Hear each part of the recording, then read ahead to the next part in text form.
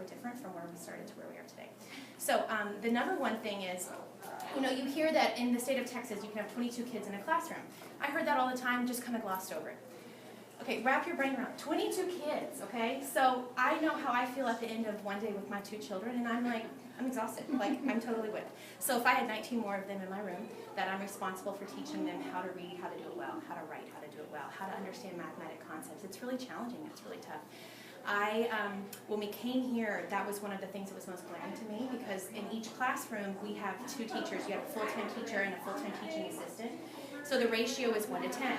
Just the reality, fact base of what that does is huge. And when we left our previous school to come here, I was never told that my son was behind. He was very average, he was on track, grade level, looking good. Well, fast forward, we come here for 1st grade and we're behind. Like, compared to what these kids had learned in the foundation that they had started on, the average of what is grade level for the state of Texas is not what is average or grade level at Trinity. It's definitely a step up. We caught up, it was fine, it was no problem, but it took us a while to get there. And so just understanding that was huge. I think one of the biggest things also is just the fun factor and movement. You know, your kids are coming from pre-K and they're going to kindergarten. Pre-K is all hugs and unicorns and, you know, friends. And then you get to kindergarten and you've got to sit still, where we were, sit still, be at your desk, lots and lots of worksheets, and it was really tough. And I have an active, really active 2nd grade boy. My daughter's personality is very different, but that was really hard for him.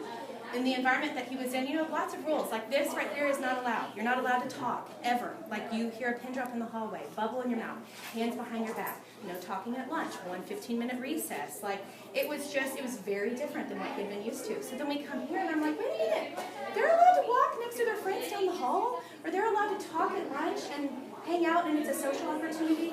There's still so many rules, but there's a method to them and they're allowed to be kids. So that was different.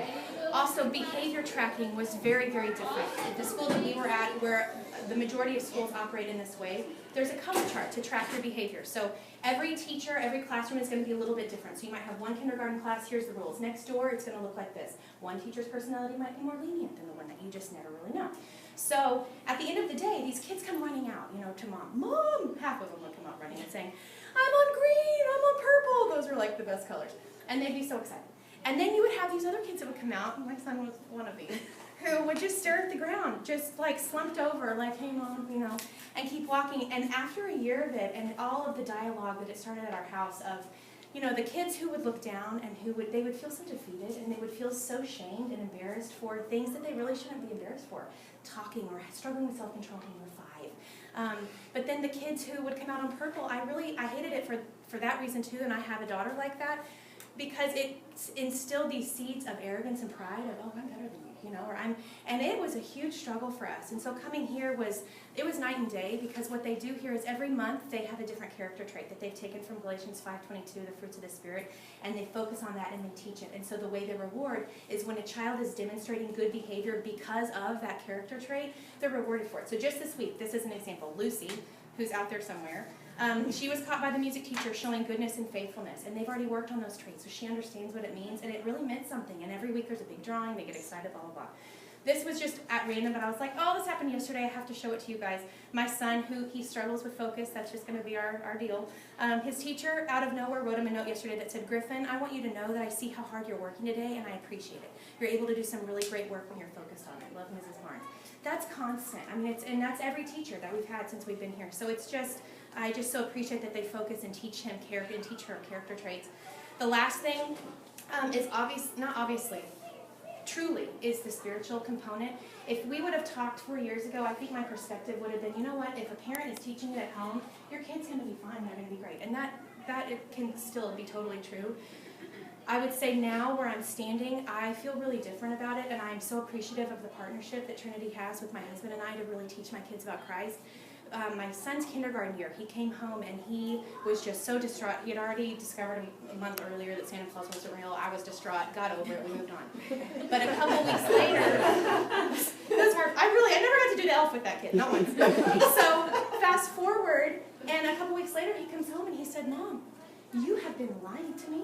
Santa Claus is not real, Jesus is not real, the Bible is not real, and everything that you've told me is a lie, and I don't believe you. And you guys, I cannot tell you the weight that carried with me, because I had spent so many years pouring into that child. Like, church and Bible studies and MOPS and all of these things, and to know that in an instant a seed was so big, was planted of doubt, and just to undo the work that I had done was really, really hard and really challenging. So we spent so much time working with him, and he would lay there and pray with his eyes wide open and say, y'all pray, I'm not into this. But to know that when he came here, that I have the support, that after his first week of school, one of the things he said to me was, Mom, did you know all my kids in my class believe that Jesus is real? And my teacher? Really? No, I had no idea. It made me realize, I'm like, I can't expect that little guy to go out and be a missionary in his school when he's 5, because these are the years where he's learning. He doesn't know what he believes, and I don't want to push my faith on my kid. I genuinely want my children to experience a living God. I want them to know it's real. But I know that they've got to learn that for themselves, and so to put them in an environment where that is being affirmed, so that one day they can fly and they can decide what they believe, and is he real, is he not? Because a lot of people are like, well, isn't Trinity a bubble? And I'm like, kind of, yeah, it is. I mean, it is. And I think it's great, because now I actually went here and didn't think I'd come back. Here I am.